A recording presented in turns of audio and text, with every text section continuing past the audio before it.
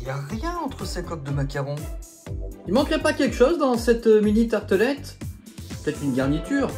Bienvenue dans le laboratoire de On n'est pas dans la panade. Aujourd'hui, nous allons réaliser une façon de garnir des mini tartelettes ou des coques de macarons très facilement. Nous allons réaliser de la ganache montée au chocolat au lait et praliné.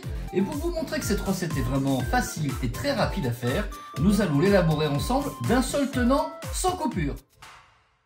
Allez, c'est parti pour cette recette, une recette que nous allons faire en direct, quasiment différé, légèrement enregistré, pas en direct, mais in extenso. Alors, nous allons avoir besoin pour réaliser cette ganache montée au chocolat au lait et chocolat praliné, eh bien, tout simplement de deux ingrédients. Tout d'abord, de la crème entière, de la crème à 30% de matière grasse, de la crème fluide, et puis nous aurons besoin de chocolat, du chocolat pâtissier, du chocolat au lait et du chocolat pâtissier au praliné. C'est tout. On a juste besoin de ces deux ingrédients. Alors, nous aurons aussi besoin, eh bien, comme vous le voyez, d'un cul de poule. Nous aurons besoin d'une casserole, d'une balance, d'un petit récipient. Puis nous aurons besoin d'une plaque de cuisson. Oui, bon, d'accord, elle n'est pas super propre, mais c'est pas grave, elle va cuire quand même. Allez, on y va. Dans notre petit récipient que voici, nous allons mettre un mélange de 2 chocolats. Nous allons réaliser de la ganache montée pour pouvoir garnir une trentaine de mini tartelettes ou une trentaine de macarons. On va donc pouvoir mettre dans notre récipient du chocolat au lait et du chocolat au lait praliné. Il nous en faudra 300 grammes. Je vous propose de faire moitié-moitié. On va d'abord mettre notre chocolat praliné.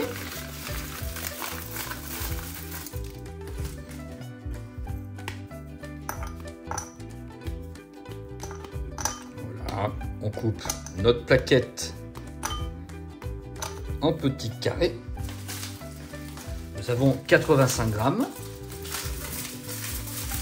Alors, on ne sera pas tout à fait à moitié-moitié. On sera à 2 tiers, 1 tiers. Et nous allons mettre maintenant le complément pour atteindre les 300 grammes du chocolat au lait, qui n'est pas du chocolat espagnol, quel que soit ce que vous pensiez par rapport à son nom, le chocolat au lait. 211 grammes, il nous manque encore un petit peu de chocolat. Voilà, tac, tac, tac. On y est presque, on y est presque, on y est presque.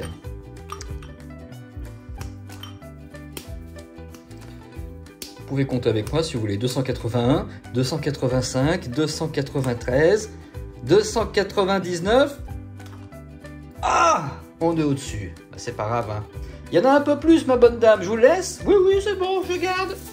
306 grammes de chocolat. Donc, on a un mélange en plus grande proportion du chocolat au lait et puis en moins grande proportion du chocolat au lait praliné. Nous pouvons mettre de côté notre chocolat et nous allons prendre notre casserole qu'on pose sur la balance comme ceci. Un petit coup de tare pour remettre à zéro la pesée. Et nous allons mettre une première partie de la crème, car nous allons avoir besoin de la crème par 2 fois. Alors, dans la casserole, nous allons mettre 300 grammes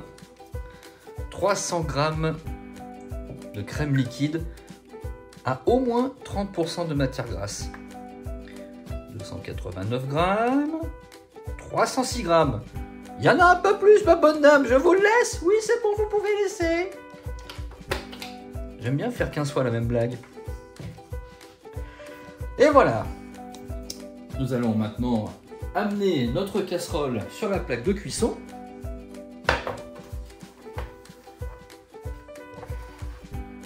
Et nous allons porter à ébullition la crème.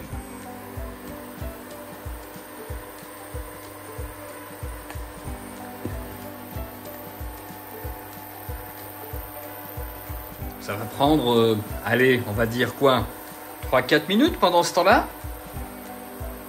on va pouvoir prendre notre cul de poule et y transférer notre mélange de chocolat.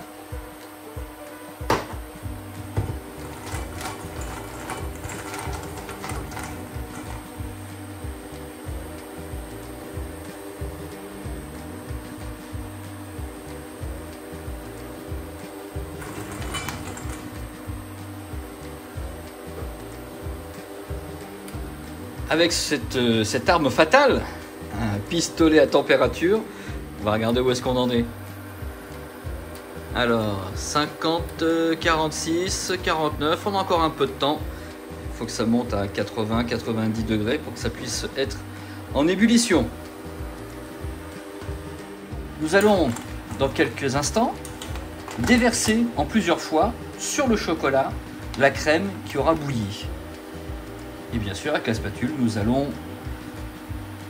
touiller, pour utiliser un terme un peu enfantin, pour pouvoir faire une émulsion. Nous allons faire s'agglomérer la crème et le chocolat. Nous allons réaliser tout simplement ce qu'on appelle une ganache. Ça y est, l'ébullition a commencé. Voyons voir. Ah là on est pas mal, 91, 93, 95, on est pas mal.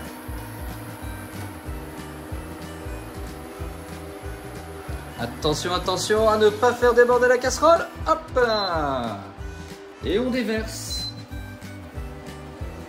une première partie de la crème sur le chocolat. On peut reposer la casserole sur la plaque, mais on arrête la cuisson pour que ça ne déborde pas. On va laisser un petit peu notre chocolat faire trempette. Comme ça, sous l'action de la crème bien chaude, il va commencer à fondre. Et on s'arme d'un petit peu de courage, il va falloir utiliser ses muscles.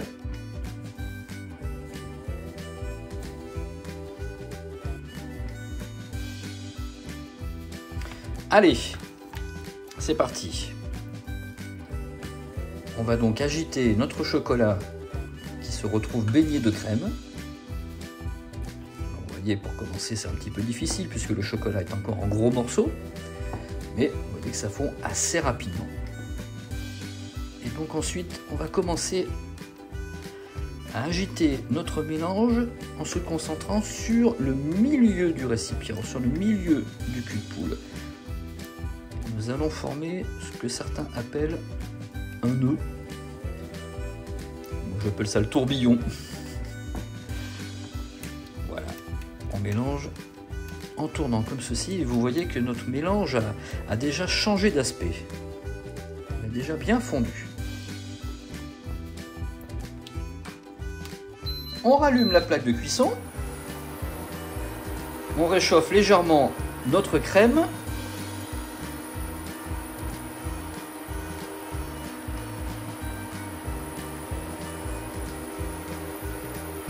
Pour pouvoir déverser dans quelques instants une deuxième partie du volume global de crème.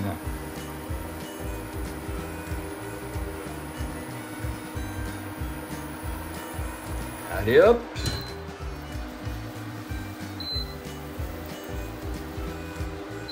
On en garde un tout petit peu pour finir.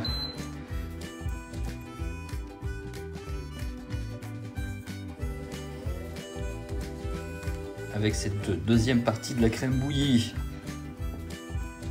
on continue de faire fondre totalement notre mélange de chocolat au lait et de chocolat praliné. Le but, c'est d'obtenir une sorte de liquide un peu pâteux, ce qu'on appelle une ganache tout simplement, une ganache simple, une ganache classique.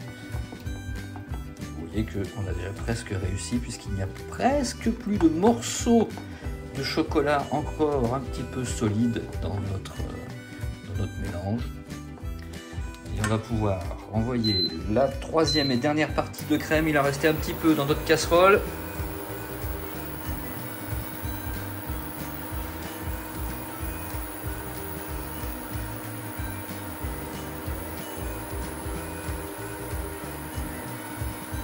Allez, on envoie.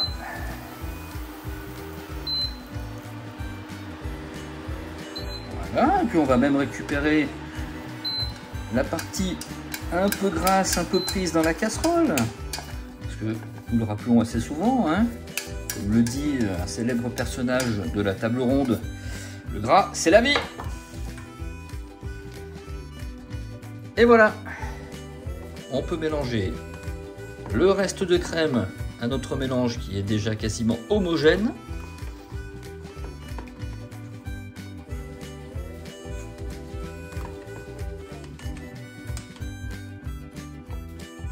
Et voilà, c'est déjà bien gourmand. C'est bien dommage qu'il n'y ait pas l'odorama sur les vidéos YouTube, hein.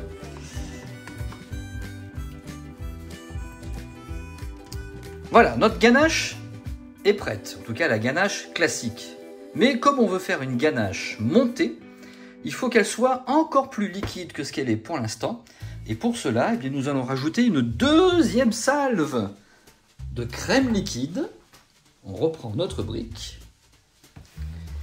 Et nous allons rajouter sur la balance, il nous en faut encore 180 grammes. Et là, c'est de la crème liquide froide, ce qui va donc légèrement refroidir l'ensemble de notre liquide. Allez, pomme, 190 grammes. Il y en a un peu plus, madame, je vous le laisse? Oui, c'est bon, ok, merci. On peut mélanger d'abord un peu avec notre spatule. Voilà.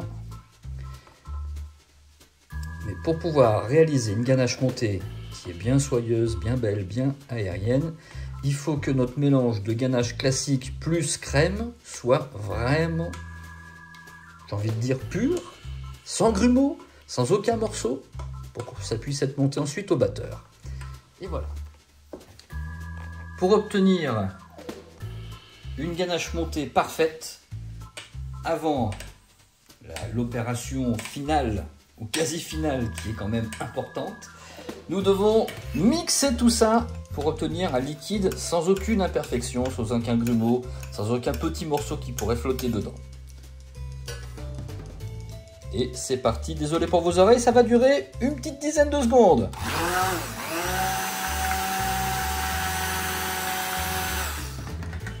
Encore un petit coup.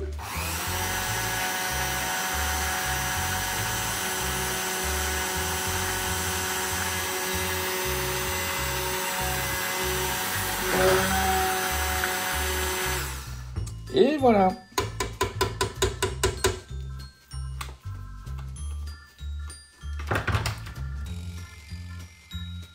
Il reste encore à patienter un tout petit peu car il y a une étape que nous allons gommer au montage. On va quand même pas attendre pendant quelques heures. Il va falloir mettre notre ganache montée, pour l'instant sous forme liquide, pendant un petit moment au réfrigérateur afin qu'elle descende à une température inférieure à 5 degrés. Donc, destination le frigo, mais juste avant, pour faire les choses dans les règles de l'art, il faut couvrir notre liquide avec de la cellophane. On va donc venir déposer ce film à la surface, comme on dit, au contact, pour qu'il n'y ait aucune croûte, aucune aspérité qui se forme à la surface. C'est très important. Et voilà, on part vers le frigo.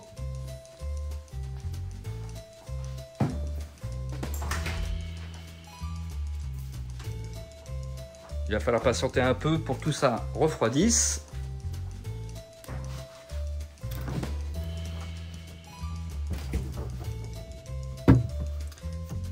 Allez, bonne nuit la crème. Nous te retrouverons dans quelques heures quand tu seras à la bonne température bien froide pour te faire monter.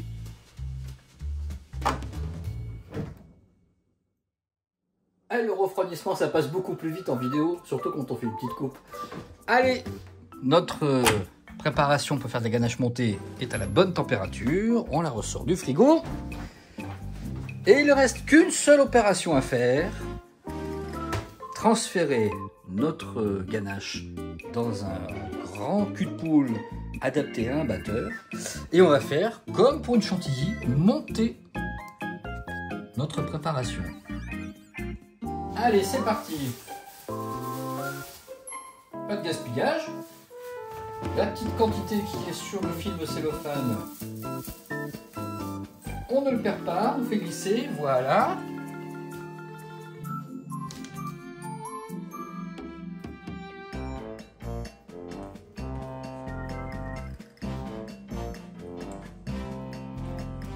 Vous avez vu que en refroidissant, notre ganache à monter est devenue un peu plus comme sirupeuse. De la consistance.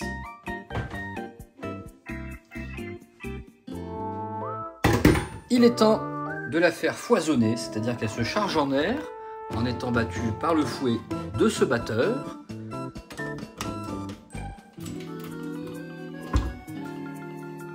Et c'est parti.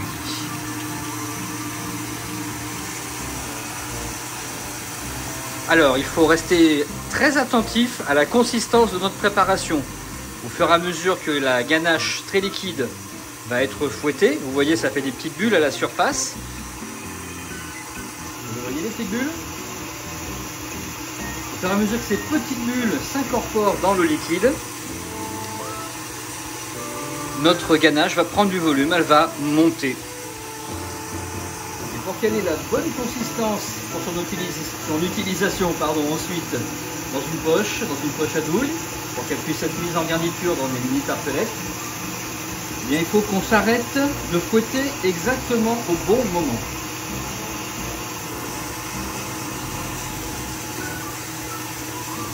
Si par exemple là je m'arrête, vous voyez qu'il n'y a pas assez d'air encore incorporé dans notre ganache, elle coule, elle n'est pas ferme.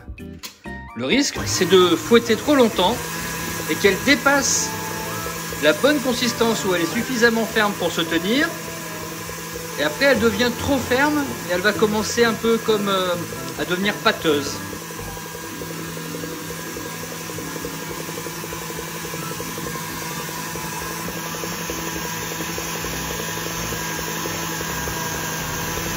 Arrêtons-nous une fois encore. Vous voyez que notre consistance a déjà un peu changé. On est encore liquide. Vous voyez que les gouttes descendent moins rapidement. La ganache montée commence à prendre vraiment sa fermeté.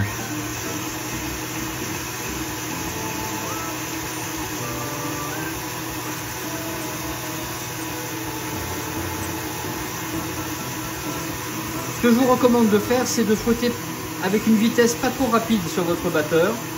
Ça vous permet de bien contrôler l'avancée de la fermetisation, c'est-à-dire l'avancée de la fermeté. Ne le notez pas, fermetisation n'est pas un vrai terme technique, c'est juste une grosse bêtise. Voyons voir où on en est. On s'arrête à nouveau. Et là, vous voyez, ça fait plus des gouttes. Là, ça fait un peu comme un ruban. Allez, on peut encore faire monter pendant une vingtaine de secondes.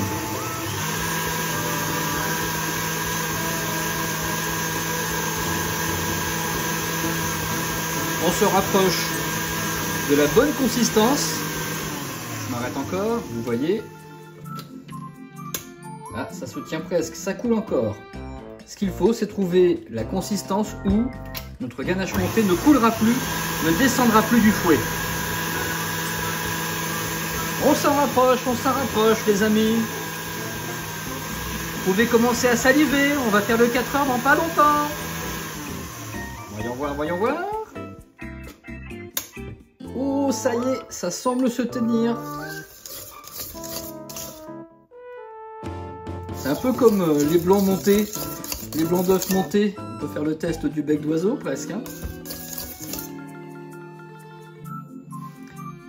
Allez, je pense qu'il faut encore un tout petit peu plus fouetter, l'espace de 5 ou 10 secondes.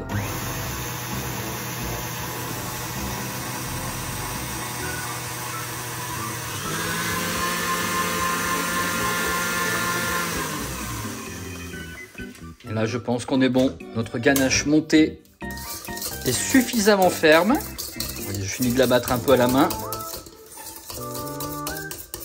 Il faut qu'elle reste soyeuse et légère, sans faire de gros paquets.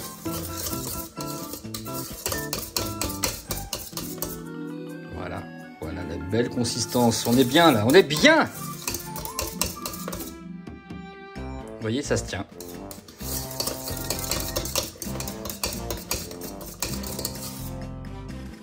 Évidemment, vous n'avez pas forcément besoin d'un batteur. Si vous voulez réaliser cette recette de ganache montée sans batteur, vous pouvez très bien, dans un saladier et avec un fouet classique, vous pouvez très bien battre suffisamment et courageusement surtout pour que vous puissiez obtenir le même résultat. Et il vous faudra juste plus d'huile de coude.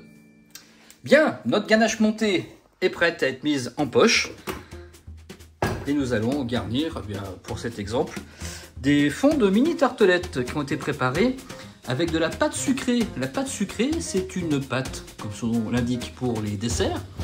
Elle est sucrée, elle est très douce. Et c'est une pâte qui incorpore un petit peu de poudre d'amande et parfois un petit peu de poudre de noisette.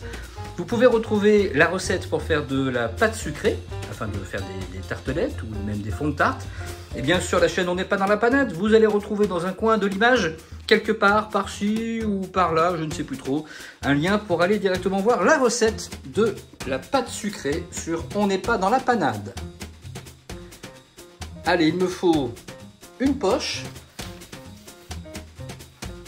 il me faut une douille. La voici. On va utiliser cette belle douille. Une douille avec quelques petites stridures, une douille cannée.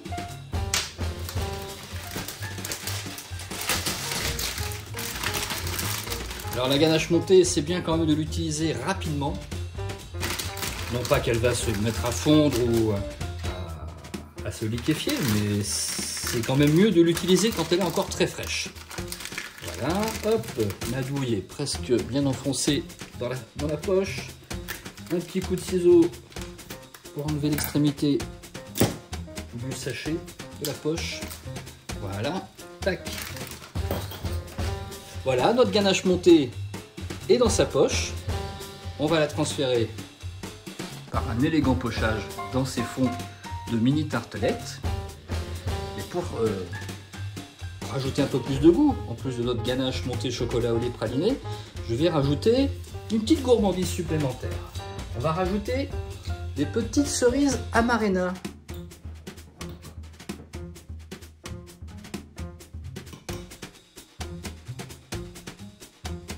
Et voilà, nos petites cerises sont mises dans nos fonds de mini tartelettes. Mais il n'y a plus qu'à pocher. Allez, nous voilà en bonne position.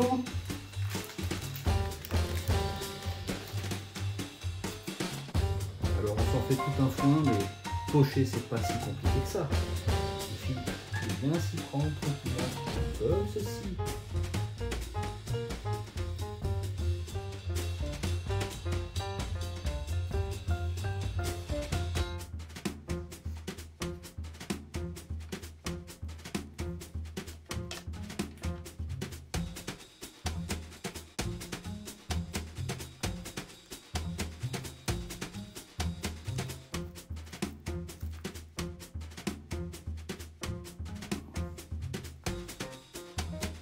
Et voilà pour la dernière. Et pour finir avec un petit peu de gourmandise, on va couronner tout ça d'un petit peu de noisettes torréfiées et caramélisées.